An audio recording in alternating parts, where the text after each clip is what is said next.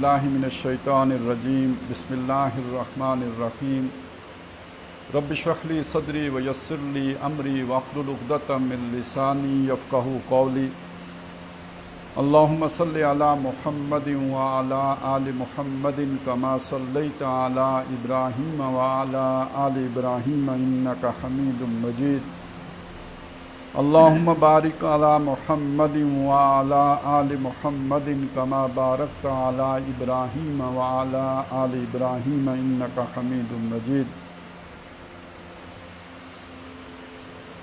عن عمر بن الخطاب رضی اللہ عنہ قال بینما نحن عند رسول اللہ ذات یوم اذا طلع علینا رجل شدید بیاض الثیاب شدید سواد الشعر لا یری علیہ اثر السفر ولا یعرفہ منا احد حتی جلس الی النبی صلی اللہ علیہ وسلم فاسند رکبتیہ الی رکبتیہ ووضع کفیہ علی فخذیہ وقال یا محمد اخبرنی عن الاسلام فقال رسول اللہ صلی اللہ علیہ وسلم الاسلام ان تشہد ان لا الہ الا اللہ وان محمدا رسول اللہ وتقیم الصلاة وتؤتی الزکاة وتصوم رمضان وتحج البیت ان استطاع الیہ سبیلا قال صدقت قال فقال عجبنا له يسأله ويصدقه قال فاخبرنی عن الایمان قال ان تؤمن باللہ وملائکتہ وکتبہ ورسلہ والیوم الآخر وتؤمن بالقدر خیرہ وشرہ قال صدقت قال فاخبرنی عن الاحسان قال ان تعبد اللہ کأنک تراہ فإن لم تکن تراہ فإنہ یراک قال فاخبرنی عن الساعة قال ما المسؤول عنہا بأعلم من السائل قال فاخبرنی عن امارتها قال ان تلد الامۃ ربتها وان ترى الخفاة العراة العالة رعاء الشاء يتطاولون في البنيان قال ثم انطلق فلبثت مليا ثم قال لي يا عمر اتدري من السائل قلت الله ورسوله اعلم قال فإنه جبريل اتاکم یعلمکم دینکم رواہ مسلم۔ یہ حدیث ہے جسے حدیث جبریل بھی کہتے ہیں اور اسے ام السنہ، سنت کی جڑ یا سنت کی اساس یا سنت کی بنیاد، یہ بھی اس کا ایک نام ہے۔ اور پچھلی دفعہ یہ بات ہمارے سامنے آئی تھی کہ ہم نے اب احادیث کا مطالعہ کرنا ہے ان احادیث کا کہ جو قرب قیامت کی علامات پر مبنی ہے، لیکن ان سے پہلے جو ایک اہم ترین حدیث ہے اس کا ہم یہ مطالعہ کر لیں، اس لیے کہ اس میں بھی آخری سوال جو ہے وہ قرب قیامت کے متعلق جو علامات ہیں یا امارات ہیں ان سے متعلق پوچھا گیا ہے۔ اور اسے جیسے میں نے عرض کیا کہ یہ ام السنہ ہے، جیسے قرآن مجید میں سورہ فاتحہ ہے تو اسے ام القرآن یا اساس القرآن کا نام دیا گیا، یعنی قرآن کی جڑ اور بنیاد سورہ فاتحہ ہے۔ تو گویا سنت کی جڑ اور بنیاد یہ حدیث مبارکہ ہے۔ اور آخر میں جو نبی صلی اللہ علیہ وسلم نے اس کی وضاحت بھی کی ہے، تو جب میں ترجمہ کروں گا اور تو اس موقع پہ اس کی بھی وضاحت ہو جائے گی کہ یہ ام السنہ کیوں ہے۔ دوسری بات یہ کہ پچھلی دفعہ یہ جب میں بات کر رہا تھا تو روا روی میں جہاں ام السنہ کی بات آئی تو وہاں یہ بات بھی آ گئی کہ یہ پہلی حدیث ہے۔ تو سورہ فاتحہ تو قرآن مجید میں پہلے نمبر پر ہے، فاتحہ کھولنے والی ہے، لیکن یہ پہلی حدیث نہیں ہے کتابوں میں۔ پہلی حدیث جو ہے وہ ہے جو انما الاعمال بالنیات والی حدیث ہے، یعنی وہ جڑ اور بنیاد اس کو رکھا گیا ہے، یعنی ابتدا اس سے، فاتحہ اس سے کی گئی ہے، ابتدا اس سے کی گئی ہے۔ اور یہ جو حدیث ہے یہ جن لوگوں نے 40 حدیثیں مرتب کی ہیں ان میں اس حدیث کو بھی شامل کیا۔ اچھا، یہ 40 حدیثوں والی بات بھی ذہن میں آ گئی تو وہ یہ ہے کہ ایک روایت میں ایسا ہے کہ جس شخص کو 40 حدیثیں یاد ہوں گی وہ جنت میں جائے گا۔ تو مختلف ائمہ محدثین جو ہیں انہوں نے اپنی 40 مرتب کی ہیں، یعنی 40 حدیثیں مرتب کی ہیں۔ یہ جو حدیث ہے یہ چونکہ ایک مجمع میں واقعہ ہوا ہے نبی صلی اللہ علیہ وسلم کے ساتھ، تو اس میں اور لوگ بھی موجود تھے، ایک مجلس تھی جس میں نبی صلی اللہ علیہ وسلم تشریف فرما تھے، بلکہ گفتگو کر رہے تھے کہ یہ ایک عجیب و غریب واقعہ پیش آیا، ابھی اس کا ترجمہ ہوگا تو بات سمجھ میں آ جائے گی۔ تو اس کے ایک سے زائد راوی ہیں، اس کو حضرت ابو ہریرہ رضی اللہ تعالیٰ عنہ نے بھی روایت کیا ہے، حضرت عمر رضی اللہ تعالیٰ عنہ نے بھی روایت کیا ہے، ان کے جو بیٹے ہیں عبداللہ ابن عمر انہوں نے بھی روایت کیا ہے، اور عبداللہ ابن عباس نے بھی روایت کیا رضی اللہ تعالیٰ عنہم اجمعین، ان سب کی طرف سے یہ روایت کیا گیا ہے۔ البتہ یہ کہ جب روایتیں بدلتی ہیں تو الفاظ میں تھوڑا بہت اونچ نیچ ہو جاتی ہے، یہ بھی چلیں ایک ضمنی بات ذہن میں رکھ لیں، آپ کو فائدہ ہوگا، یعنی دین کی معلومات میں اضافہ ہوگا، یہ بھی ایک اہم بات ہے، بہت بنیادی بات ہے کہ نبی صلی اللہ علیہ وسلم کی تعلیمات ہوں یا قرآن مجید کی تعلیمات ہوں،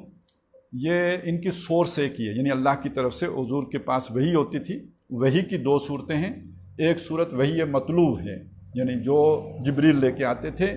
الفاظ کی صورت میں، ایک صورت ہوتی تھی وحی غیر مطلوب، یعنی خیالات اللہ کی طرف سے آ گئے، الفاظ محمد رسول اللہ کے ہوں گے صلی اللہ علیہ وسلم، یہ دو علیحدہ علیحدہ صورتیں۔ تو جو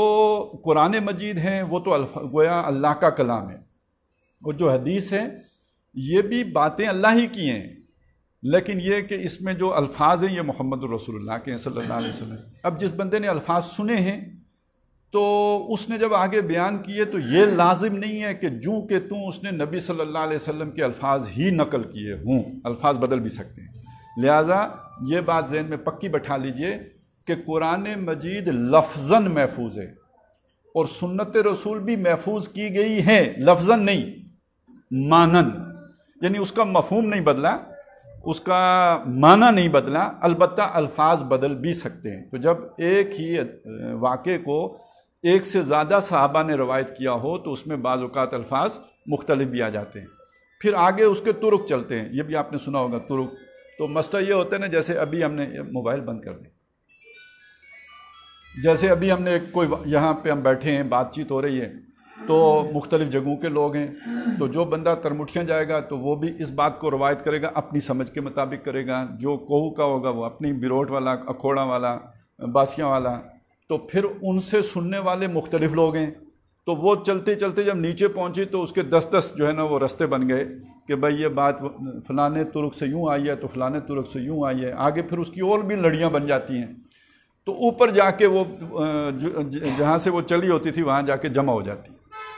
تو یہ جو حدیث ہے اس کے اعتبار سے یہ بات بھی ذہن میں رہے کہ بعض حدیثیں ایک سے زیادہ صحابہ نے یا یہ کہ راویوں نے روایت کی ہوتی ہیں، اور اس کے بعد پھر آگے یہ ہوتا ہے کہ ان کے بھی پھر مختلف جو ہے نا وہ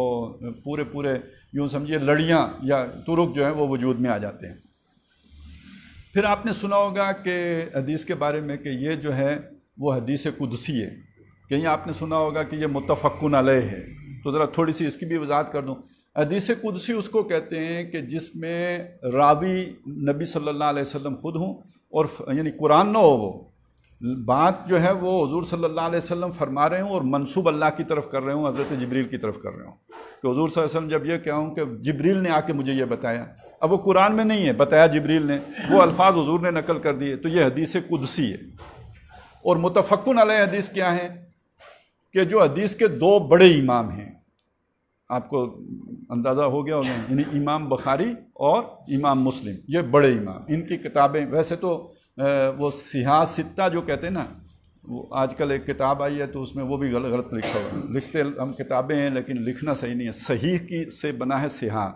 تو وہ سواد سے ہوتا ہے، تو وہ کتاب میں نے پڑھی اس میں سین سے لکھا ہوا ہے، تو خیر یہ بھی ایک وہ کر لیں اصلاح اپنی، کہ یہ جو صحاح ستہ کہتے ہیں تو یہ صحیح کی جمع ہے صحاح، اور ستہ 6 کتابیں، یعنی اچھا 6 کتابوں میں بھی اتفاق نہیں ہے، کوئی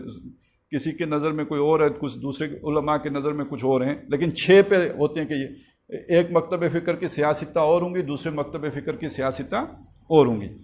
لیکن یہ کہ بخاری اور مسلم کو سب نے شامل، ان میں کوئی اختلاف نہیں ہے، صحاح ستہ میں یہ شامل ہیں۔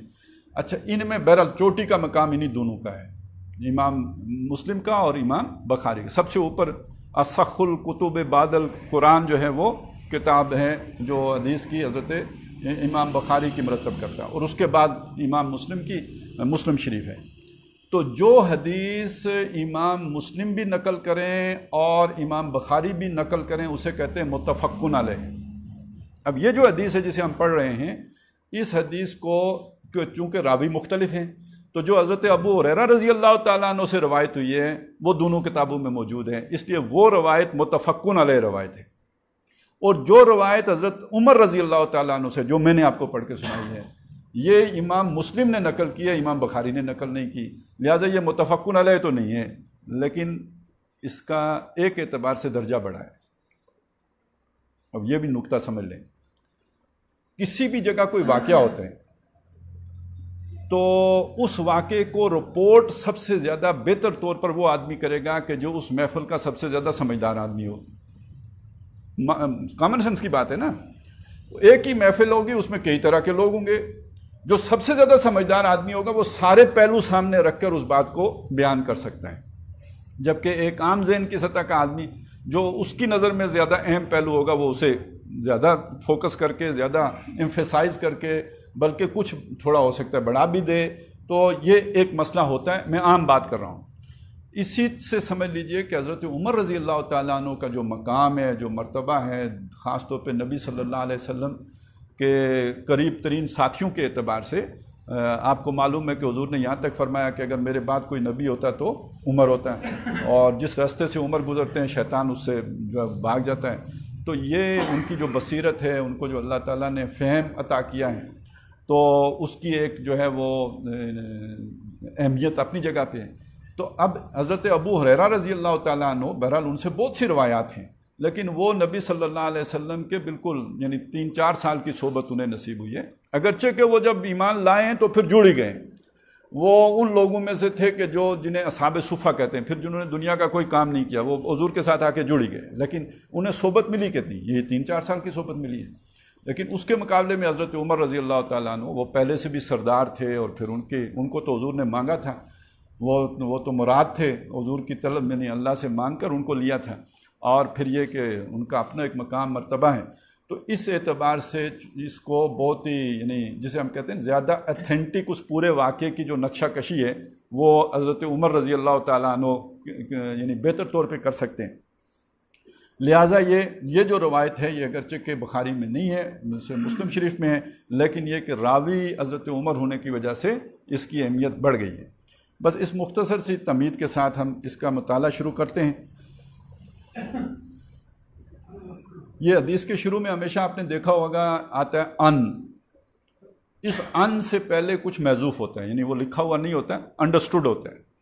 تو وہ انڈرسٹوڈ کیا ہوتا ہے؟ رویہ عنہ، یہ شے بیان کی گئی ہے، رویہ ان، روایت کیا گیا ہے ان کی طرف سے، اس کا پھر آگے نام آ جائے گا، فلانے کی طرف سے روایت کیا گیا۔ تو یہ روایت کیا گیا ہے عمر ابن الخطاب، عمر ابن خطاب رضی اللہ تعالیٰ عنہ سے، قالا بینما نحن عند رسول اللہ، ہم موجود تھے اللہ کے رسول صلی اللہ علیہ وسلم کے پاس، ان کی محفل میں تھے، ان کے پاس موجود تھے، ان کی محفل میں تھے ہم۔ تو اس کا مطلب ہے ایک آدمی نہیں، پورا ایک مجمع تھا، کوئی تعلیم ہو رہی تھی، کوئی تلقین ہو رہی تھی، کوئی نبی صلی اللہ علیہ وسلم سمجھا بجھا رہے تھے، تو لوگ بیٹھے ہوئے تھے، تشریف فرما تھے صحابہ حضور کے گردا گرد۔ ذات یومین، ایک دن کا واقعہ ہے کہ ہم حضور صلی اللہ علیہ وسلم کے ارد گرد بیٹھے ہوئے تھے۔ اذ طلع علینا رجل، جب اب یہ طلع جیسے سورج چڑھتا ہے، یہ بڑا پیارا نقشہ ہے جو انہوں نے کھینچا ہے۔ اچھا، یہ ساری بات اب حضور کی نہیں ہے، یہ دیکھیے یہ ایک نریشن ہے جو ایک محفل میں موجود آدمی دے رہا ہے، اور یہ اس کے پیچھے اس کا اپنا فہم، اس کی اپنی فراست، اس کی اپنی جو بھی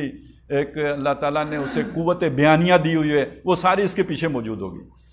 کہ وہ کیسا اس واقعے کو، اس کے تصور میں وہ کیسا رکھا ہوا ہے، اور اس نے کیسے اس کو اپنے الفاظ کا جمع پہنایا ہے۔ تو اب اسی میں سب سے پہلی بات ہی بڑی اہم ہے، بڑی بنیادی سی بات ہے، جس کو سمجھ لیجئے۔ اذ طلع علینا رجل، جب ہم پر طلوع ہوا، میں لفظی ترجمہ کر رہا ہوں، جب ہم پر طلوع ہوا ایک آدمی۔ اچھا، آپ اگر صحرا کا تصور کریں، آج کے شہروں کو نہ دیکھیں، آج جو آپ مسجد نبوی جائیں اس کو نہ دیکھیں، آپ ذرا تصور کریں جو مسجد نبوی حضور کے دور میں ہوگی، اب وہ ایک جھونپڑا سا ہے، اوپر وہ ظاہر ہے وہ کھجوروں کے جو ہے نا پتوں کا چھت پڑی ہوئی ہے، اور اس کے باہر کھلا میدان ہے. تو اب آپ بیٹھے ہوئے ہیں، ہو سکتا ہے باہر بیٹھے ہوں، باہر یعنی صحن میں بیٹھے ہوں. اب وہاں پہ تشریف فرما ہیں تو ایک انسان جو ہے وہ طلوع ہوا. اب یہ کیسا محسوس ہوگا کہ محفل دور آپ کو نظر آ رہا ہے کوئی آدمی حرکت کر رہا ہے، اور جو وہ آگے آ رہا ہے اس کا سراپا جو ہے وہ نمایاں ہوتا جا رہا ہے. تو یہ بالکل جیسے آپ اگر میدان میں دیکھیں نا، سورج جب طلوع ہوتا ہے تو وہ شروع میں تو لگتا ہے کہ پتہ نہیں چاند ہے، وہ آہستہ آہستہ جب وہ اوپر چڑھتا ہے تو پتہ چلتا ہے یہ سورج ہے، یہ چاند نہیں ہے. نہیں تو ویسے ہی جیسے وہ چاند جو 14ویں کا ہوتا ہے اس طرح کا محسوس ہو رہا ہے جب وہ طلوع ہوتا ہے اور جب وہ غروب ہوتا ہے. تو آہستہ آہستہ وہ کھل کے اوپر چڑھتا ہے اور نمایاں ہوتا ہے. یعنی جو وہ اوپر چڑھتا ہے یوں نمایاں ہوتا جاتا ہے، اور جب تک وہ نیچے ہوتا ہے افق کے اوپر تو تب تک وہ اتنا نمایاں نہیں ہوتا، معلوم نہیں ہوتا کہ یہ سورج ہے. تو اسی طرح سمجھ لیجئے کہ وہ شخص دور تھا، گویا دھندلا نظر آ رہا تھا، پھر وہ چڑھ آیا، یعنی بالکل وہ نمایاں ہو گیا، بالکل واضح ہو گیا. طلع علینا، ہمارے اوپر آ گیا گویا. رجل، ایک آدمی. اب اس کے بعد اس آدمی کی بھی نقشہ کشی کی ہے، اور یہ نقشہ کشی اصل میں کچھ بات بتا رہی. اور یہ ذہن میں رکھیے، جب یہ واقعہ ہوا تو اسی وقت وہ ڈائری پہ نہیں لکھ رہے ہیں. واقعہ ہو گیا، اس واقعے کے بارے میں ان کے ذہن میں بھی کچھ سوالات ہیں جو اڑ گئے ہیں، پھر وہ سوالات واضح ہوئے ہیں، کلیئر ہوئے ہیں، ان کے جوابات انہیں ملے ہیں، اس کے بعد وہ اسے نریٹ کر رہے ہیں. اب وہ دو باتیں چاہ رہے ہیں کہ ایک تو یہ کہ آپ کے سامنے وہ واقعہ اسی ترتیب سے آ جائے، اور دوسری طرف وہ یہ بھی چاہ رہے ہیں کہ آپ کے ذہن میں وہ سوال بھی پیدا ہو جائے جو ان کے ذہن میں پیدا ہوا تھا. یہ ہے کمال بات پہنچانے کا، کیونکہ وہ سوال پیدا ہوئے بغیر آپ کو اصل بات سمجھ میں نہیں آئے گی. تو وہ سوال آپ کے ذہن میں پیدا ہونا چاہیے. اب وہ سوال پیدا کرنے کے لیے وہ اس آدمی کی نقشہ کشی کر رہے ہیں، اس واقعے میں جس طرح وہ سامنے آیا ہے، جس چیز نے انہیں حیرت میں ڈالا، وہ حیرت والی بات آپ کے سامنے بھی رکھ رہے ہیں. فرمانے وہ جو شخص آیا تھا، شدید و بیاض الثیاب. اب یہ ثیاب تو ہو گئے کپڑے، ثوب کپڑے، ثیاب آپ کو بھی اندازہ ہوگا، شاید اتنی عربی تو تھوڑی بہت واقفیت ہوگی، کپڑے. اور بیاض، یہ بیز، ابیض یعنی سفید، بیاض الثیاب یعنی بہت ہی چمکی، شدید کے الفاظ بھی، شدید و بیاض الثیاب، اس کے کپڑے شدید چمکیلے تھے، بڑے چمکیلے کپڑوں والا.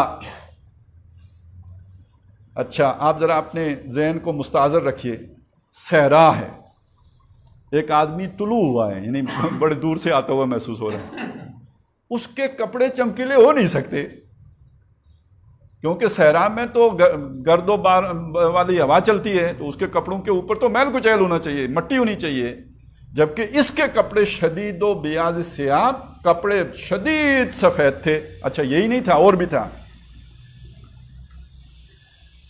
شدید و سواد الشعر، شعر کہتے ہیں بال کو، اس کے جو بال تھے وہ بھی شدید سواد، چمکیلے کالے سمجھ لیجئے. یہ سواد اعظم ہم کہتے ہیں نا. میں اس لیے چاہ رہا ہوں کہ یہ ساری چیزیں بھی آپ کو ساتھ ساتھ اگر آ جائیں تو اچھی بات ہے نا، بری تو نہیں ہے. سواد اعظم کہتے ہیں، اہل سنت سواد اعظم ہے. تو جیسے ابیض ہوتا ہے تو اس کے مقابل اسود ہوتا ہے، کالا، سود کالا، اور حجر اسود. تو اسی سے سواد بنا ہے، یعنی سر جو ہوتا ہے وہ کالا ہوتا ہے. تو جس طرح بہت سارے سر ہوں سواد، یعنی وہ انہوں نے ہر طرف کالک مچا دی ہو. کوئی مجمع ہو 10 لاکھ کا، 5 لاکھ کا، تو گویا کالے کالے سر ہی نظر آئیں گے، تو سارا ماحول ہی کالا کالا بن گیا. یہ سواد ہے، یعنی اکثریت کے لیے، مین سٹریم کے لیے سواد اعظم، بڑا کالا ایریا، یعنی جس طرف میجارٹی ہے، جس طرف اکثریت ہے، تو اس کو سواد اعظم کہتے ہیں. وہی لفظ آ گیا شدید و سواد الشعر، جس کے بال سخت کالے تھے، شدید چمکیلے کالے بالوں والا.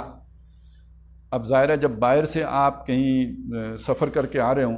تو آپ کے بال کدھر کالے رہیں گے، وہ تو ان کے اوپر بھی گرد جم جائے گی. اب تو خیر ایئر کنڈیشن بسیں ہیں، پہلے بسوں پہ بھی سفر کرتے تھے، پنڈی سے لاہور جائیں تو داڑھی بھی جو ہے نا چکنی ہو جاتی تھی، یعنی وہ جو بھی سڑک کے اوپر حالات ہوتے ہیں. تو اب اس سے اندازہ لگائیں کہ وہ بتا یہ رہے ہیں کہ یہ جو صاحب آئے تھے آئے تھے ہمارے سامنے طلوع ہوئے، لیکن یہ کہ ان کے بال بالکل چمکیلے تھے اور ان کے کپڑے بھی چمکیلے تھے۔ یہ گویا ایک حیرت آپ کے اندر، ایک سوال آپ کے اندر پیدا کرنا چاہ رہے ہیں۔ لا، اب اس کو اور بھی کھول دیا، لا یرا علیہ اثر السفر، نظر نہیں آتا تھا اس کے اوپر سفر کا کوئی اثر۔ ایک تھکا ماندہ آدمی چہرے سے بھی پہچانا جاتا ہے، تھکا ماندہ آدمی اور سفر کیا ہوا آدمی کپڑوں سے بھی پہچانا جائے گا، سفر کیا ہوا آدمی بالوں سے بھی پہچانا جائے گا۔ اس کے نہ چہرے، ان کے بالوں کا اور ان کے کپڑوں کا تو نقشہ خود کھینچ دیا، باقی تاثرات سے بھی کوئی پتہ نہیں لگتا تھا کہ یہ بندہ کوئی سفر کر کے آیا ہے۔ وَلَا يَعْرِفُهُ مِنَّا أَحَدٌ، اب ایک اور بات بھی انہوں نے کی، یہ ہوتا ہے ہر طرف سے ایک چیز کا احاطہ کرنا، اور ہم میں سے کوئی اسے پہچانتا بھی نہیں تھا۔ اب یہ ساری باتیں حضور نہیں کہہ رہے، یہ حضرت عمر بیان کر رہے ہیں۔ اچھا، اس پہ مجھے ایک بات یاد آ گئی، سمجھداری چلیں اس میں بھی ہے، ذرا تھوڑی مزاحیہ سی بات یہ ہے، وہ یہ ہے کہ کوئی بڑا چہیتا جو ہے نا بال بنانے والا تھا بادشاہ کا، بادشاہ بھی اس کا بڑا عزت احترام کرتا ہے۔ تو ایک دن بادشاہ نے کہا، اس نے اس سے فرمائش کی کہ آپ مجھے کیوں نہیں وزیر بنا دیتے؟ اس نے کہا اوکے، آپ کو وزیر بنا دیں گے، لیکن یہ کہ ایک جہاز آیا ہوا ہے ساحل پہ، تو آپ ذرا جا کے اس کے بارے میں مجھے معلومات لے کے آؤ، مجھے بتاؤ۔ وہ گیا، واپس آ کے اس نے کہا جی ہاں جہاز آیا ہوا ہے، اور تو اس نے پوچھا یہ جہاز کہاں سے آیا ہے؟ وہ پھر گیا، پھر واپس آ کے بتایا کہ وہ جہاز یونان سے آیا ہے۔ اس نے کہا اچھا اس جہاز میں کتنے آدمی ہیں؟ وہ پھر گیا، واپس آیا، اس نے بتایا وہ اتنے بندے ہیں۔ اس جہاز میں لدا ہوا کیا ہے؟ اس نے پھر آ کے پتہ کر کے واپس آ کے بتایا یہ لدا ہوا ہے۔ اس طرح 10 سوال پوچھ کے تو بادشاہ صاحب کو پوری رپورٹ ملی۔ اب اس کو وہاں پاس بٹھا کے تو اس نے اپنے وزیر کو بلایا،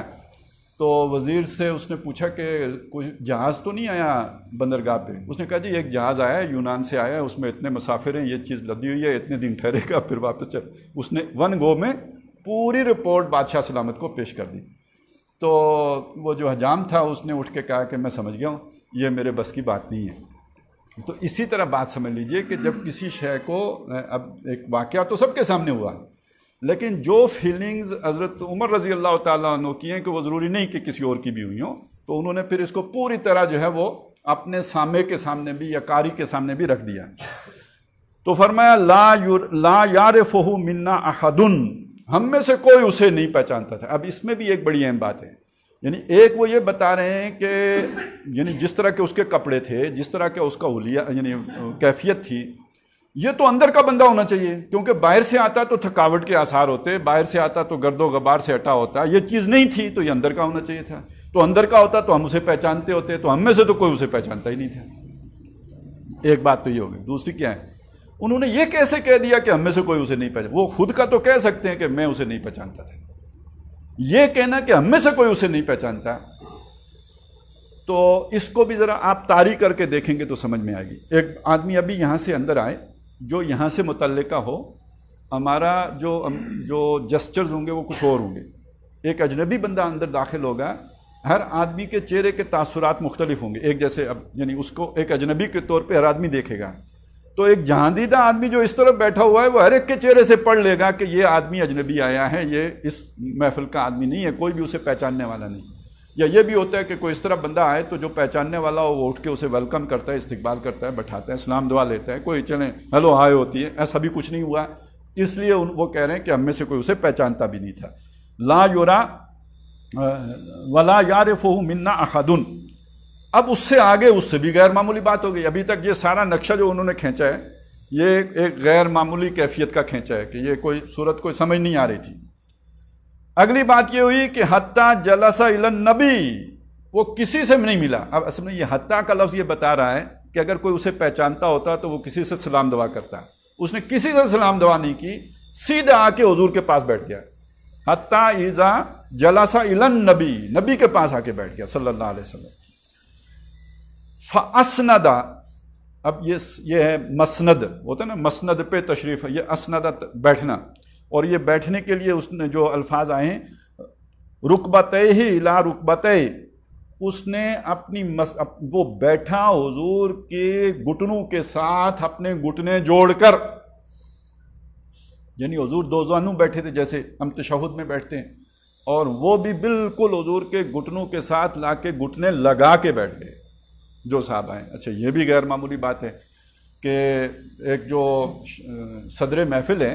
اس کے پاس آ کے کوئی اس طرح تو نہیں بیٹھا کرتا، تو یہ تو بڑے بے تکلفانہ انداز ہے، اور اس میں آ کے بالکل قریب آمنے سامنے گھٹنوں سے گھٹنے جوڑ کے بیٹھ جانا۔ اور اگلی بات بھی سنیے، وَوَضَعَ كَفَّيْهِ عَلَى فَخِذَيْهِ، اور اس نے اپنی یہ ہوتی ہے نا کف، یہ ہتھیلی، یہ اس نے رکھ دی حضور کی، یعنی ویسے تو یہاں جس طرح الفاظ ہیں فخذی اپنی رانوں پر بھی مطلب ہو سکتا ہے، یہ کی ضمیر جو ہی ہے وہ اس کی طرف بھی لوٹ سکتی ہے، اپنی رانوں پر رکھ لی، جیسے ہم تشہد میں بیٹھتے ہیں تو ہتھیلیاں ہماری اپنی جو ہے وہ رانوں کے اوپر آ جاتی ہیں۔ لیکن ایک جو میں نے پہلے بتایا کہ یہ ایک سے زیادہ روایات اس کی موجود ہیں، تو دوسری روایت میں یہ الفاظ ہیں کہ اس نے حضور صلی اللہ علیہ وسلم کی رانوں پر اپنی ہتھیلیاں رکھ دیں، یہ بالکل جھک کے آگے ہو کے حضور صلی اللہ علیہ وسلم کے رانوں کے اوپر اپنی دونوں ہاتھ رکھ دیے۔ یہ اب یہاں تک تو آ گئی بات ساری کی ساری جو حضرت عمر رضی اللہ تعالیٰ عنہ نے بیان کیا، وہ پورا واقعہ، اس کی نقشہ کشی کی ہے یا اس کی تصویر کشی کی ہے۔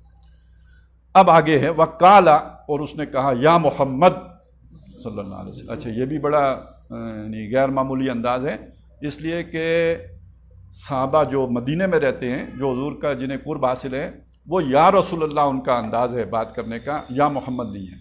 ہاں کوئی دور دراز سے کوئی بدو آ گئے جو یعنی سویلائز نہیں ہے، اتنے تہذیب یافتہ نہیں ہے، وہ آ کے یا محمد کہیں تو ایسا بھی ہوا ہے۔ یعنی یہ انداز صحابہ عام طور پر اختیار نہیں کرتے تھے، اسے سوء ادب خیال کرتے تھے، لہٰذا زیادہ تر جو بھی انداز ہوتا تھا یا رسول اللہ ہوتا تھا، اللہ کے رسول صلی اللہ علیہ وسلم۔ تو یہ جو صحابہ آئے انہوں نے اجنبی انداز اختیار کیا، یعنی مدینے کے باسیوں والا انداز انہوں نے اختیار نہیں کیا، انہوں نے انداز بھی یہ اختیار کیا یا محمد اخبرنی عن الاسلام۔ اب یہاں سے اصل وہ مسئلہ شروع ہو رہا ہے، اخبرنی، مجھے خبر دیجئے، مجھے بتائیے، عن الاسلام، اسلام کے بارے میں، واٹ از اسلام، مجھے اسلام کے بارے میں بتائیے۔ فقال رسول اللہ صلی اللہ علیہ وسلم، تو رسول اللہ صلی اللہ علیہ وسلم نے فرمایا الاسلام، اب یہ ڈیفائن ہو رہا ہے اسلام کہ اسلام ہے کیا، اس کی تعریف کون کر رہا ہے؟ محمد الرسول اللہ کر رہے ہیں صلی اللہ علیہ وسلم۔ الاسلام ان تشہد لا الہ الا اللہ، اسلام یہ ہے کہ تو گواہی دے، تو شہادت دے کہ نہیں ہے کوئی الہ مگر اللہ۔ اب میں اس کی تشریح میں نہیں جا رہا، یہ اس وقت کا ہمارا چونکہ موضوع نہیں ہے، اگرچہ کہ ہم حدیث پڑھ رہے ہیں، لیکن یہ کہ اس میں اس کی تشریح ہونی چاہیے، لیکن ہم نے جانا ہے آخر کی طرف، تو اس لیے میں اس وقت الہ کے لفظ کو چھوڑ رہا ہوں، نہیں تو یہ خود ایک بہت اہم لفظ ہے اور قرآن مجید کی بنیادی اصطلاحات میں سے ہے، اور ہم نے اس کے معنی بہت محدود کر دیے ہیں۔ ہم نے اس کے معنی کر دیے صرف پرستش کے لائق، جس کی پوجا پاٹ ہوتی ہو، تو اس کے معنی کے اندر اصل میں وہ پورے یعنی ایک ماسٹر کے اور آقا کے اور جس کی کامل اطاعت، کلی اطاعت ہوتی ہو، تو یہی نہیں بلکہ یہ کہ جس سے امیدیں وابستہ کی جاتی ہوں، جس پر توکل کیا جاتا ہو، جس سے جو ہے وہ محبت شدید کی جاتی ہو، یہ سارا اس کے معنی کے اندر موجود ہے۔ تو کہ تم گواہی دو کہ کوئی الہ نہیں ہے مگر اللہ، وَأَنَّ مُحَمَّدًا رسول اللہ، اور یہ کہ محمد صلی اللہ علیہ وسلم اس کے رسول ہیں، اللہ کے رسول ہیں، رسول اللہ۔ وَتُقِيمَ الصَّلَاةَ، اور تو نماز قائم کرے،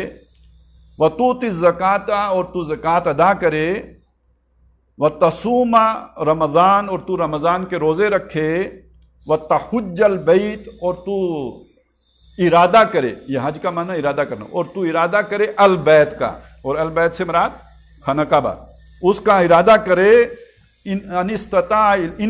الیہ سبیلا، اگر تجھے وہاں پہنچنے کے رستے کی استطاعت ہو،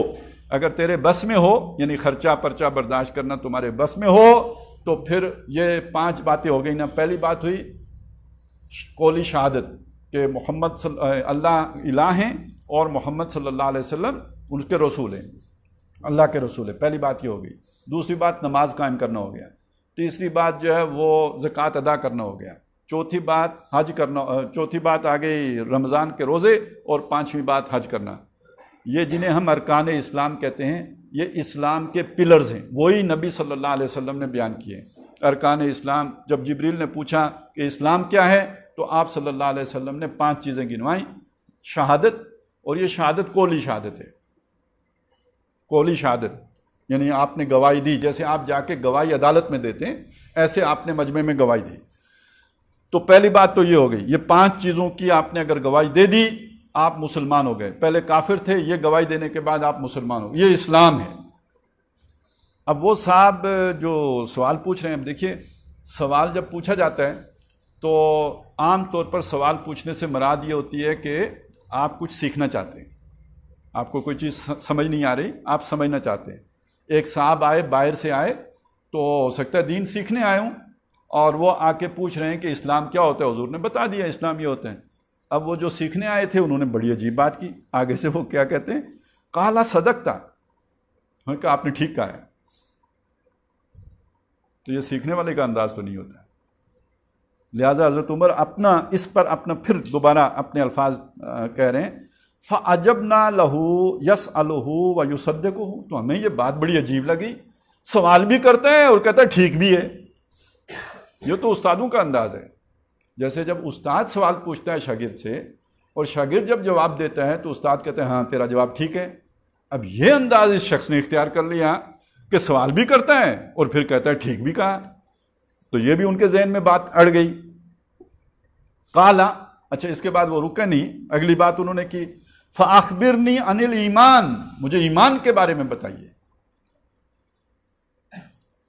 قَالَ أَن تُؤْمِنَ بِاللَّهِ وَمَلَائِكَتِهِ وَكُتُبِهِ وَرُسُلِهِ وَالْيَوْمِ الْآخِرِ وَتُؤْمِنُ بِالْقَدْرِ خَيْرِهِ وَشَرِّهِ قَالَ صَدَقْتَ۔ اب اس پر وہ نبی صلی اللہ علیہ وسلم نے ایمان کے بارے میں بھی وضاحت کی کہ تم ایمان لاؤ اللہ پر اور اس کے فرشتوں پر، اس کی کتابوں پر، اس کے رسولوں پر، آخرت کے دن پر، اور تم ایمان رکھو، یقین رکھو قدر پر، تقدیر پر، اس کے تقدیر کے خیر پر اور تقدیر کے شر پر۔ اب یہ چیز ہے کہ جو ایمان ہے، جو یہ نبی صلی اللہ علیہ وسلم نے بیان کر دی، اس پر ہم آگے چلیں گے، آ جائے گی اس کی وضاحت بھی، ابھی اتنا ذہن میں رکھیے۔ قال صدقت، اس نے پھر وہی بات کی، اس نے کہا جی آپ نے ٹھیک کہا، یعنی آپ کی بات درست ہے، آپ نے صحیح فرمایا، صدقت، آپ نے سچ بولا۔ قال فاخبرنی عن الاحسان، اس نے اب تیسرا سوال کیا کہ مجھے بتائیے احسان کیا ہے۔ پہلا سوال کیا تھا؟ اسلام کیا ہے۔ دوسرا سوال کیا تھا؟ ایمان کیا ہے۔ تیسرا سوال آ گیا احسان کیا ہے۔ ہمارا احسان تو یہ ہوتا ہے کہ میرے اوپر فلانے کے بڑے احسانات ہیں، ہم اتنا ہی احسان کو جانتے ہیں۔ اب یہاں ذرا سوچئے کہ ایمان اور اسلام کے ساتھ احسان کا سوال کیا جا رہا ہے، یہ کوئی خاص بات ہے، یہ وہ والا احسان نہیں ہے جو ہم اس کو احسان بنائے بیٹھے ہوئے ہیں۔ قال فاخبرنی عن الاحسان قال ان تعبد اللہ کانک تراہ فإن لم تکن تراہ فإنہ یراک۔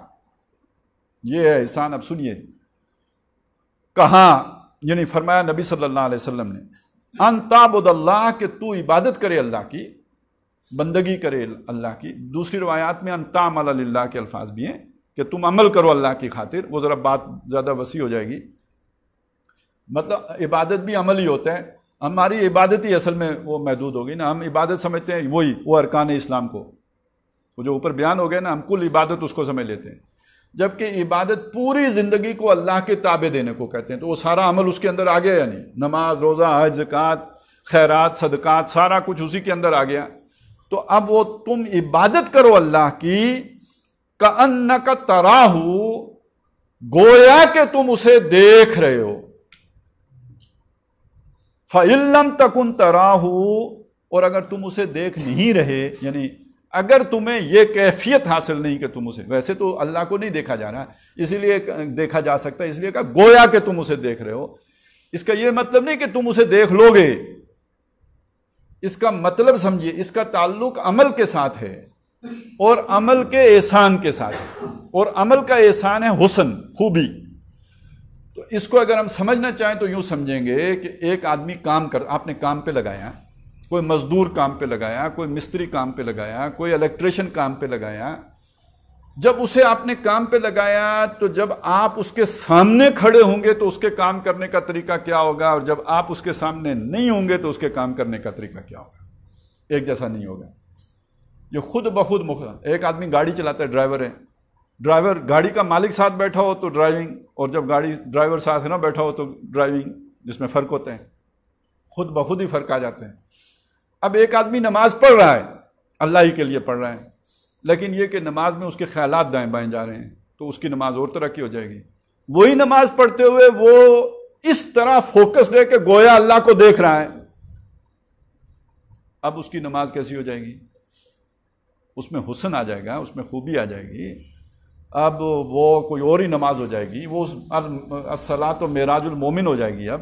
یہ تو اب وہ اللہ سے ہم کلام ہے گویا، اب یہ کیفیت ہی بدل گئی۔ تو ان تعبد اللہ کانک تراہ، گویا کہ تم اسے دیکھ رہے ہو، فإن لم تکن تراہ، اور اگر یہ کیفیت میسر نہیں کہ تم اسے دیکھ رہے ہو،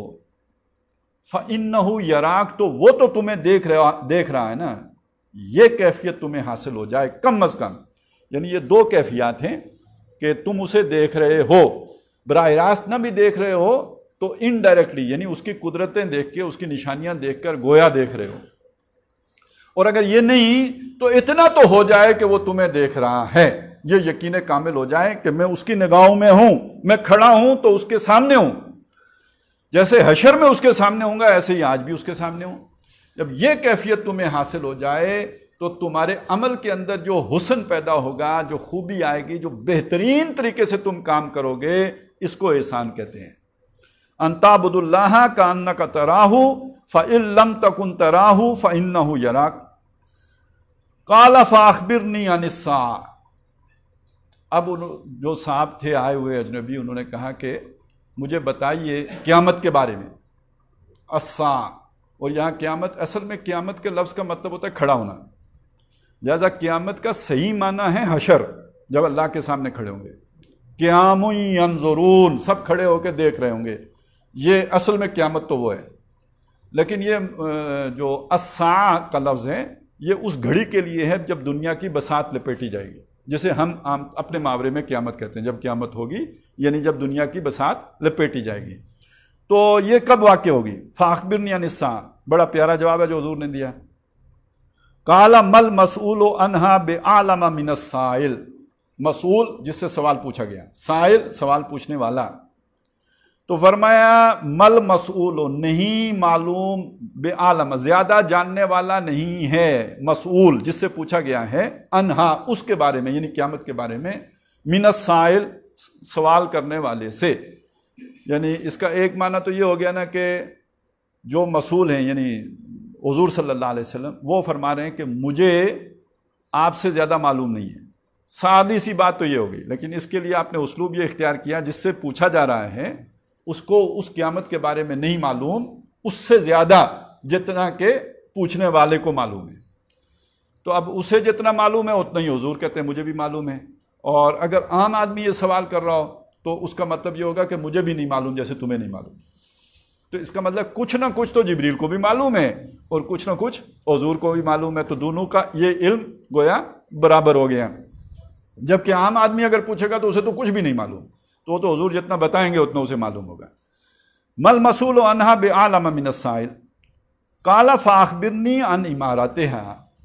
تو اب حضرت جبریل نے کہا ٹھیک ہے آپ مجھے اس کی نشانیاں ہی تو بتا دیجئے نا، چلیں وہ تو نہیں ہو سکتا تو اس کی نشانیاں بتا، موٹی موٹی نشانیاں بتا دیجئے کہ یہ قیامت کب ہوگی۔ اب یہاں میں چاہتا ہوں کہ تھوڑا سا آپ اپنا ذہن اس طرح متوجہ کیجئے کہ یہ میں نے آج کل لوگوں کو دیکھا ہے کہ اس طرح کی باتوں سنا ہے کہ اس طرح کی باتوں کو وہ مذاق میں اڑاتے ہیں۔ جب حضرت عیسیٰ علیہ السلام کے نزول کی بات کی جائے، جب دجال کے خروج کی بات کی جائے، جب عظیم جنگوں کا ذکر کیا جائے، حضرت مہدی کے ظہور کی بات کی جائے، تو ان باتوں کو لوگ کہانیاں کہتے ہیں۔ اسی طرح سورج کے مغرب سے نکلنا اور یہ اس طرح کی باتیں لوگ مذاق اڑاتے ہیں ان کا، اور وہ یہ سمجھتے ہیں یا ان کو سمجھا دیا گیا ہے کہ یہ مسلمان جب سے ہوئے نا، یہ مظلوم ہوئے ہیں اور زوال کش سے شکار ہوئے ہیں، تو اب وہ حسین سپنے دیکھا کرتے ہیں کہ کبھی نہ کبھی تو ہمیں پھر عروج ملے گا، تو عیسیٰ علیہ السلام آئیں گے تو یہ ہوگا، تو یہ اپنے ذہن کی تسلی کے لیے انہوں نے یہ کہانیاں گڑھی ہیں۔ تو اچھے بھلے پڑھے لکھے لوگ بھی اس طرح کی بات کر دیتے ہیں، دیندار لوگ بھی کر دیتے ہیں۔ ہمارے ہاں اب چونکہ دینداروں کے بھی ٹھپا لگا ہوا ہے دینداری کا، نمازیں بھی پڑھ لیتے ہیں، کوئی دانشوری بھی آ جاتی ہے، لیکن اس کے ساتھ ساتھ پھر یہ اس طرح کی باتیں بھی لوگوں کے ذہنوں میں ڈالنا وہ اپنا دانشوری کا لازمی تقاضا سمجھتے ہیں۔ لہٰذا اس لیے اور اس سے زیادہ تر پڑھے لکھے لوگ متاثر ہوتے ہیں۔ ابھی میں نے آپ کے سامنے ایک بات سنائی ہے، اس سے بھی آپ کے اوپر بھی ایک تاثر پیدا ہو سکتا ہے، مغالطہ لائق ہو سکتا ہے۔ میں نے کہا قرآن مجید لفظاً محفوظ ہے، حدیث تو لفظاً محفوظ نہیں ہے۔ اب شیطان خیال پیدا کر سکتا ہے کہ بھائی جو کچھ ہمارے پاس آیا وہ سارا کوئی گھڑا گڑایا ہی نہ ہو۔ میں نے وضاحت تو کر دی تھی، مفہوم محفوظ ہے، مفہوم میں کوئی تبدیلی نہیں کی جا سکتی، لیکن پھر بھی شیطان جو ہے نا اس میں اشکال پیدا کر دے گا، ایک وسوسہ پیدا کر دے گا۔ اس لیے اس بات کو سمجھ لیجئے کہ اگر اس اہم موقع پر جہاں اسلام کی بحث ہو رہی ہے، ایمان کی بحث ہو رہی ہے، احسان کی بحث ہو رہی ہے، وہاں قیامت کی علامات کے بارے میں پوچھا جا رہا ہے تو ان کی کوئی اہمیت تو ہے نا۔ اور جو لوگ ان کی اہمیت کے انکاری ہیں در حقیقت بہت بڑی گمراہی میں مبتلا ہے، بہت بڑی گمراہی میں مبتلا ہے۔ چلیں وہ ایک علیحدہ موضوع ہے، وہ ہمارے زیر بحث رہے گا ہی، اس وقت میں اتنا صرف آپ کو نوٹ کرا رہا تھا۔ تو فرمایا کہ اس کی علامات کے بارے میں بتائیے۔ قالا ان تلد الامۃ ربتہا، پہلی نشانی یہ ہے، اب یہ بڑی عجیب نشانی ہے کہ لونڈی اپنی مالکن جنے گی۔ لونڈی اپنی مالکن جنے گی، کوئی سمجھ آئی؟ نہیں آئے گی۔ اب تو ہم کہتے ہیں وہ زمانہ ہی ختم ہو گیا، اب نہ غلام ہیں نہ لونڈیاں ہیں، تو قیامت کو کدھر سے لونڈیاں آ جائیں گی قیامت کے قریب میں؟ اب تو وہ زمانہ ہی ترقی کرتے ارتقا کر کے آگے چلا گیا ہے، تو یہ کیا بات ہے؟ دیکھیں اس کے اصل مفہوم تو جب یہ یوں سمجھے جب واقعہ قیامت ہو جائے گی پھر ہی تعین ہو سکتا ہے، لیکن آج اگر ہم ایک بات کو دیکھیں، میرا خیال ہے سبھی کو اس کا تجربہ ہوگا کہ آج بیٹیاں شہزادیاں بنی ہوتی ہیں اور مائیں کام کر رہی ہوتی ہیں۔ لونڈی وہ ہوتی تھی جو کام کرتی تھی، مالکن وہ ہوتی تھی جو کام لیتی تھی۔ اگر یہ چیز ذہن میں ہو تو گویا بیٹیاں کام نہیں کریں گی، مائیں کام کیا کریں گی اور بیٹیاں آرام فرمایا کریں گی۔ یہ چیز اگر آپ دیکھیں تو یہ تو ہو چکی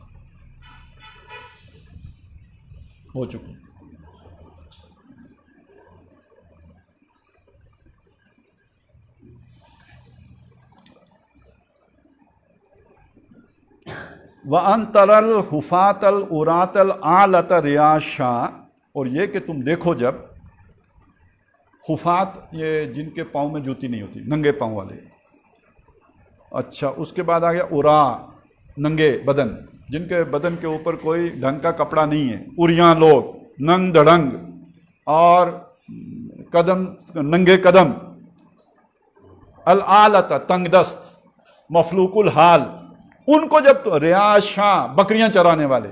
یعنی چار باتیں حضور نے فرمائی، پاؤں سے ننگے، بدن پہ کپڑے ڈھنگ کے نہیں، چھتروں والے، وہ مفلوق الحال، چرواہے، بکریاں چرانے والے۔ یہ جو لوگوں کو جب تم دیکھو گے یتطاولون فی البنیان، بلڈنگیں بنانے میں ایک دوسرے کے ساتھ مقابلہ کر رہے ہوں گے۔ یتطاولون، طول طویل ہوتا ہے نا، اسی سے بھئی تیری بلڈنگ اونچی ہے کہ میری بلڈنگ اونچی ہے۔ بعض ہمارے دوست بتاتے ہیں کہ مطلب امارات وغیرہ میں تو اس طرح بھی ہوتے ہیں نا کہ ایک خاندان والوں نے کوئی بنائی کوئی 50 منزلہ بلڈنگ، ان کا کوئی کزن شزن تھا اس نے 60 منزلہ بنا لی، تو صرف اس وجہ سے کہ اس کی 10 منزلیں اونچی ہو گئی ہے، اس پوری بلڈنگ کو ڈیمالش کریں گے، گرائیں گے۔ اور وہاں چونکہ یہ سب کچھ بہت مہنگا ہے تو یعنی مزدوری بھی، تو وہ ایئر کنڈیشن وغیرہ نکالیں گے نہیں، سارا بیچ میں ہی جائے گا،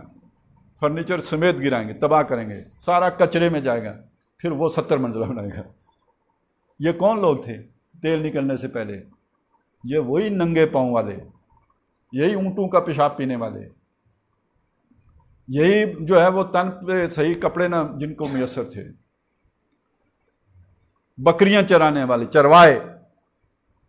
آج وہ شیخ، کفیل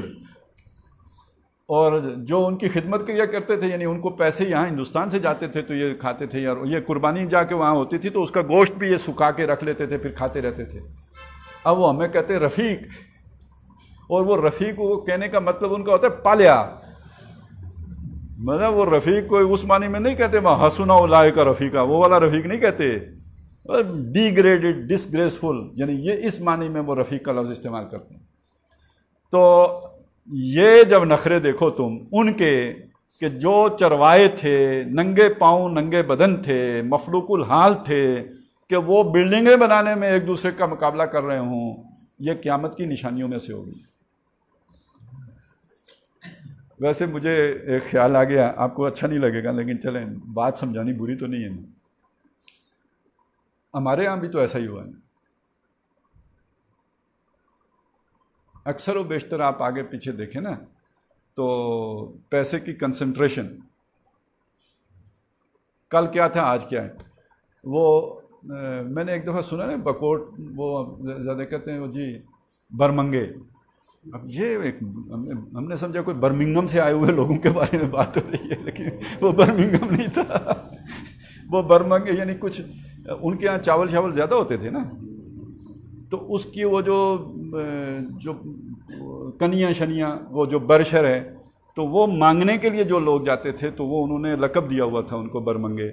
تو اب یہ اگر میں تینوں چاروں لفظوں کا ایک ہی لفظ لے لوں کہ برمنگے، آپ اگر دیکھیں کہ وہ بلڈنگوں میں اور دولت میں مقابلہ کر رہے ہیں، سمجھانے کے لیے کہہ رہا ہوں، میں کسی کو وہ بات نہیں کہہ رہا، یعنی کوئی تانے کی بات نہیں ہے، بات سمجھنے کی کوشش کرنی چاہیے نا، کہ وہ پورا تصور ہمارے ذہن میں آ جائے، کل کیا تھا آج کیا ہے، اور کل کا ہمارا خوشحال ترین آدمی بھی کیا تھا، پہاڑوں میں اگتا ہی کیا ہے، ایک تو فصل ہوتی تھی یہاں پہ، اور آج ذرا دیکھیں کوئی جاپان اور کوئی وہی امارات سے پیسے کما کے، اور پھر بلڈنگوں کا مقابلہ تو یہاں بھی ہو رہا ہے، بلڈنگوں کا کیا، یہاں قبروں کا بھی مقابلہ ہو رہا ہے۔ وہ عربیوں نے قبروں کا مقابلہ تو نہیں کیا، یہاں تو قبروں کا بھی مقابلہ ہو رہا ہے، میرے ابے کی قبر اور تیرے ابے کی قبر، ذرا سونے کی اور بڑی والی تختی کس کے اوپر لگی ہوئی ہے، اور کس کی جو ہے نا وہ سنگ مرمر آلہ لگا ہوا ہے، یہ بھی مقابلہ چل پڑا۔ تو جب تم دیکھو بھوکے ننگے برمنگے یتطاولون فی البنیان، عمارتیں بنانے میں ایک دوسرے کے ساتھ مقابلہ کر رہے ہوں، کالا، اب یہ ساری بات بیان کر کے حضرت عمر نے فرمایا، یہ جو کالا ہے یہ حضرت عمر کا قول ہے، کالا، انہوں نے کہا ثم انطلق، پھر وہ شخص چلا گیا، یہ ساری بات ہی غیر معمولی، وہ آیا، اس نے 5 سوال پوچھے، آیا بھی بڑے عجیب طریقے سے، اس کا حلیہ بھی بڑا عجیب، اس پر نہ سفر کے آثار، نہ اس کے اوپر کوئی گرد و غبار، اور وہ آ کے بیٹھا بھی بہت عجیب طریقے سے، 5 سوال پوچھے، صدقتا بھی ساتھ کہتا رہا، اور اس کے بعد غیر معمولی طور پر اٹھ کے چلا، فانطلق، وہ چلا گیا، فلبثت ملیا، تو میں سوچو بچار میں رہا، یعنی جیسے وہ ہوتے ہیں نا ایک شش و پنج میں رہا، اسی کشمکش میں رہا، ثم قال لی، پھر نبی صلی اللہ علیہ وسلم نے مجھ سے کہا، یعنی کچھ عرصے کے بعد۔ اچھا، جو دوسری روایات ہیں اس میں پتہ لگتا ہے کہ اسی موقع پہ نبی صلی اللہ علیہ وسلم نے فرمایا، یعنی جو یہ سارا واقعہ ہوا اس کے بعد حضور نے، جب وہ شخص اٹھ کے چلا گیا تو حضور نے کہا بھئی اسے واپس بلاؤ، کدھر گیا یہ؟ تو لوگ گئے، آگے پیچھے ہر طرف ڈھونڈا، وہ شخص نہیں ملا، واپس آ کے انہوں نے کہا کہ وہ تو نہیں ملے، تو حضور نے فرمایا اچھا، تو یہ تو جبریل تھے جو تمہیں تمہارا دین سکھانے آئے تھے، اور یہ پہلا موقع ہے کہ میں انہیں پہچان نہیں سکا، تو اس کا مطلب حضور کو بھی ابھی ان کے بارے میں معلوم نہیں تھا۔ اچھا، حضرت عمر نے یہ بات یوں کیوں نہیں بیان کی؟ آپ چاہیں تو اسی بنیاد پر حدیث کے اوپر اعتراض لگا دیں، اور چاہیں تو آپ اگر اسی پہلو کو دوسری طرح دیکھیں کہ جب وہ اٹھ کے چلا گیا تو حضرت عمر بھی اٹھ کے چلے گئے، جب وہ چلے گئے پیچھے یہ واقعہ ہوا کہ حضور نے کہا جاؤ اسے بلا کے لاؤ، وہ نہیں ملا، جب نہیں ملا تو حضور نے وہ بات کہہ دی، وہ حضرت عمر کو معلوم نہیں ہوئی، اور حضور نے حضرت عمر کی یہ کیفیت جانچ لی کہ یہ کچھ جو ہے ان کے ذہن میں کوئی کھچڑی پک رہی ہے، کچھ جو ہے وہ سوچوں میں غرق ہیں، تو انہوں نے خود پھر حضور سے کہا کہ حضرت عمر سے کہا حضور نے، یا عمر اتدری من السائل، تمہیں پتہ ہے سوال کرنے والے کے بارے میں معلوم ہے وہ کون تھا؟ کل تو میں نے کہا اللہ و رسولہ عالم، اللہ اور اس کے رسول زیادہ بہتر جانتے ہیں، یعنی مجھے نہیں پتا، بجائے یہ کہنے کہ مجھے نہیں پتا یہ کہا کہ اللہ اور اس کے رسول بہتر جانتے ہیں، یعنی بات وہی کہی کہ مجھے نہیں پتا، لیکن کہنے کا انداز بدل دیا۔ قال فإنہ جبریل، تو حضور نے فرمایا وہ جبریل تھے، اتاکم، وہ تمہارے پاس آئے تھے، یعلمکم دینکم، تاکہ تمہیں تمہارا دین سکھائیں۔ یہاں یہ جو بات یہاں پہ ختم ہو گئی ہے، دوسری روایات میں یہ بھی الفاظ ہیں اذا لم تسالو، جب تم نے سوال نہیں کیا۔ تو جبریل اسپیشلی آئے تاکہ جو تم سوال نہ کرنے کی وجہ سے دین کی بات کو نہیں سمجھ پا رہے یا بعد میں مغالطہ لائق ہونے کا امکان ہے، تو جبریل نے آ کے تمہیں دین سکھایا ہے۔ اب یہاں ایک اور سوال کھڑا ہو جاتا ہے، یہ واقعہ ہے نبی صلی اللہ علیہ وسلم کی زندگی کے بالکل آخری دور کا، مطلب آخری سال کا یا سیکنڈ لاسٹ ایئر کا، بالکل آخری حصے کا۔ دین تو مکمل ہو چکا، الیوم اکملت لکم دینکم واتممت علیکم نعمتی ورضیت لکم الاسلام دینا۔ تو اب جبریل نے اس میں یہ جو کچھ ہم نے سنا ہے اس میں کیا نیا دین سکھایا، کیا نئی بات آ گئی جو اس میں دین جس کو کہا گیا ہے؟ تو یہ بات آپ کو سمجھ نہیں آئے گی کہ اس میں دین کیا ہے اور کیا بات اس میں سکھائی گئی ہے، لیکن میں چند چیزیں آپ کے سامنے رکھوں گا، اس پر زیادہ وضاحت ہم انشاءاللہ اگلی نشست میں کریں گے، آج کافی ہمارا وقت ہو گیا ہے، لیکن میں سوال آپ کے ذہن میں کھڑا کر دیتا ہوں۔ آپ کو معلوم ہے یہ جو خوارج تھے یہ بہت نیک لوگ تھے، ان جیسا نیک آدمی ان کی اس دور میں شاید کوئی اور، یعنی نیکی میں ان کا مقابلہ نہ کر سکے۔ لمبی داڑھیوں والے، راتوں کو تہجد گزار، تہجد پڑھتے ہوئے داڑھیاں آنسوں سے تر، اللہ کے نیک ولی بندے، لیکن امت نے ان کو گمراہ قرار دیا۔ خوارج وہ ایک کام کرتے تھے کہ جو گناہ کبیرہ کا مرتکب ہو اسے وہ سمجھتے تھے اس نے کفر کیا ہے، واجب القتل ہو۔ خود بہت نیک تھے، ہر آدمی کو اس معیار پر رکھتے تھے، اسے واجب القتل قرار دیتے تھے کہ جو گناہ کبیرہ کا مرتکب ہو۔ نماز نہیں پڑھی، کفر ہو گیا،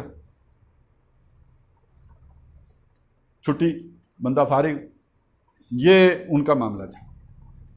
اس کے مقابل ایک اور گروہ پیدا ہوا جنہیں مرجیہ کہتے ہیں، رجا والے، امید والے۔ وہ کیا تھے جی؟ وہ یہ تھے کہ بس جس نے کہا لا الہ الا اللہ محمد الرسول اللہ، اس کے بعد وہ شراب پیے، زنا کرے، جو بدماشیاں کرے، وہ جنت میں جائے گا۔ یہ دو باتیں آخر کیسے، مطلب اتنی ایکسٹریم کی دو باتیں امت میں کیسے آ گئیں؟ مخلص لوگوں میں آئی ہیں، تو کوئی دین کی سمجھ کے اندر کوئی نقص تھا نا جس کی وجہ سے آئی ہیں، اور یہ ختم ہو گیا ہے، آج نہیں ہے، نہیں آج بھی ہے۔ آج کتنے لوگ ہیں جو تکفیر کر دیتے ہیں، دوسرے کو کافر کہہ دیتے ہیں، مشرک کہہ دیتے ہیں، کوئی بنیاد، بے بنیاد تو نہیں کہتے نا، کوئی بنیاد تو ہوتی ہے نا، کہہ دیتے ہیں۔ ابھی ہمارے ہاں کتنا بڑا یہ جو جھگڑا کھڑا رہا ہے، حکمران کافر ہیں کہ حکمران مسلمان ہیں، جو یہودیوں کی مدد کرے وہ مسلمان رہ جاتا ہے یا کافر ہو جاتا ہے، اور پھر اسی پہ یہ سارے جو آپ کے بم دھماکے اور قتل و غارت گری ہوئی ہے، اس کے پیچھے ساری بات تو یہی تھی کہ حکمرانوں کی تکفیر۔ وہ آپ نے سنا تکفیری فرقہ اور یہ وہ، تو بعض دانشوروں نے کتابیں لکھ ماری، آج کے خوارج۔ تو یہ ایک، اگر یہ والی چیزیں کلیئر ہو جائیں، اسلام کیا ہے، ایمان کیا ہے، احسان کیا ہے، یہ چیزیں اگر واضح ہو جائیں، ذہن بالکل کلیئر ہو جاتا ہے ان معاملات میں، اونچ نیچ ختم ہو جاتی ہے، بات ساری سمجھ میں آ جاتی ہے۔ یہ موٹی باتیں